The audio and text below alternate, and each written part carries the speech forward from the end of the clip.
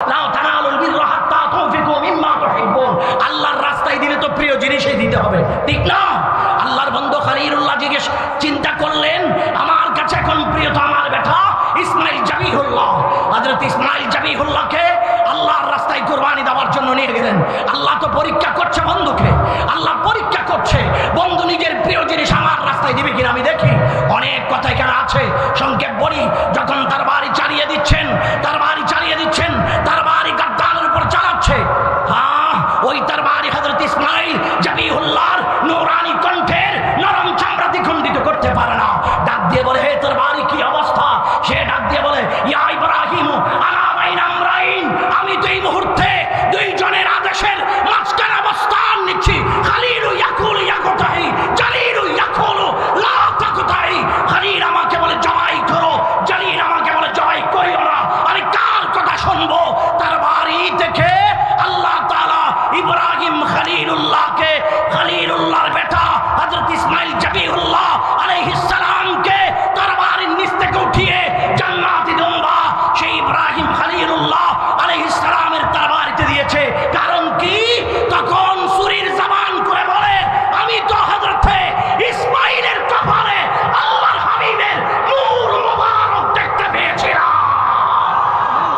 যেখানে মাকামে মুস্তাফার নূর মুবারক দেখতে পেয়েছিলাম, সেটা তো আর আমি জবাই করতে পারি না। আল্লাহ সেই ইব্রাহিম খলিলুল্লাহর তার বাড়ির নিচ থেকে ইসমাইল জাবিহুল্লাহকে হেফাজত করে আল্লাহ নূরি মুহাম্মদীকে হেফাজত করেছে। আজ 10ই মুহররম হযরতে ইমাম আলী মাকাম হুসাইন ইয়াজিদের দরবারের নিচে নিজের তরু তাজা জান কুরবান করেছে।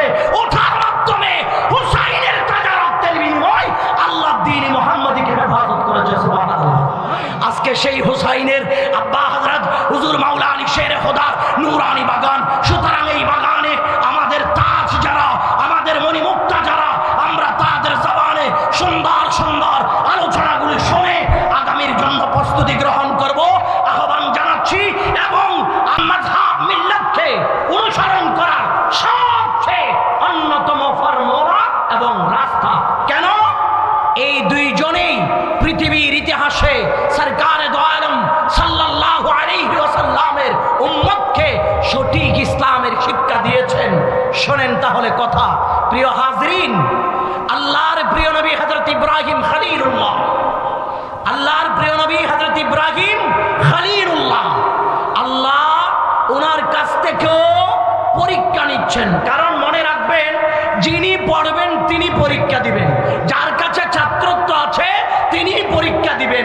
এবং ছাত্র যত ভালো তার জন্য পরীক্ষাও তত কঠিন, ঠিক না? ঠিক না? যে পড়ে না, যার পড়াশোনা নাই, যার ছাত্রত্ব নাই, তার তো কোনো পরীক্ষা নাই। কি বলেন, আছে নাকি? বলেন না আছে? তার তো কোনো পরীক্ষা নাই। যিনি পড়বে তিনিই তো পরীক্ষা দিবে। আল্লাহ রাব্বুল আলামিন আল্লাহর বন্ধুদেরকে পরীক্ষা করছেন। ওয়ালানাবলুওয়ান্নাকুম বিশাইইম মিনাল খাউফ ওয়াল জু'i ওয়া নাকসিম মিনাল আমওয়াল ওয়াল আনফুসি ওয়াস সামারাত ওয়া বাশশিরিস সাবিরিন। আল্লাহর পরীক্ষা এত কঠিন। রাব্বুল আলামিন ঈমানদারের ঈমানের পরীক্ষার জন্য ভয়, ক্ষুধা, জান, মাল, বাগানের ফল, ফলাদি, সন্তান, সন্ততি নিয়ে আল্লাহ ঈমানদারকে ঈমানের পরীক্ষা করবে, ঠিক কিনা? আপনাদের কষ্ট হচ্ছে না? বলেন, কষ্ট হচ্ছে? এই মঞ্চে, এই পোস্টারে যত বুজুর্গ উলামায়ে কেরামের নাম এখানে লেখা হয়েছে, তার মধ্যে সবচেয়ে ছোট, সবচেয়ে নগণ্য হলাম আমি গুনাহগার, এবং সবার চেয়ে ছোট। তারপর আল্লাহর মেহেরবানি আমার প্রিয় ভাই আল্লামা পীর মুফতি গিয়াসউদ্দিন তাহিরি সাহেব কেবলা আমাকে একটু সুযোগ দিয়েছেন, ওনাকে মোবারকবাদ জানাচ্ছি। কারণ এত বিশাল কনফারেন্সে সুযোগ পাওয়ার মতো ব্যক্তি আমি নয়। তারপরে শুকরিয়া তিনি আমাকে দিয়েছেন। আমাদের ঈমান, আকীদা, ঈমানদারের জন্য কঠিন কঠিন পরীক্ষা হবে। কথা বলেন না, ঠিক কিনা? একটু আওয়াজ দেন, উত্তর দিলে কথা বলা যাবে আর কি। যদি আপনার কথা না বলেন তাহলে তার কথা বলা যাবে না। এটাও একটা পরীক্ষা, এখানেও একটা ট্রেনিং সেন্টার। এখান থেকে ট্রেনিং নেন। এখানে যদি প্র্যাকটিস করতে পারেন তাইলে বোঝা যাবে ময়দানে আপনি মোকাবেলা করতে পারবেন।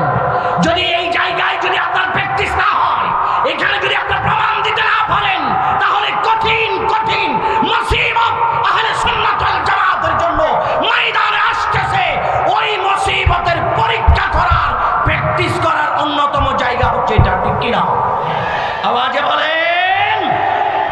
তাহলে কি বলেছিলাম, যার ইমান যত মজবুত পরীক্ষা তত, বলেন না পরীক্ষা তত। সম্ভবত আমাদের ওসমান গনি স্যার এই হুজুর নাকি? হ্যাঁ হ্যাঁ, একটু প্রাণ জল বাসায় নাড়া দেন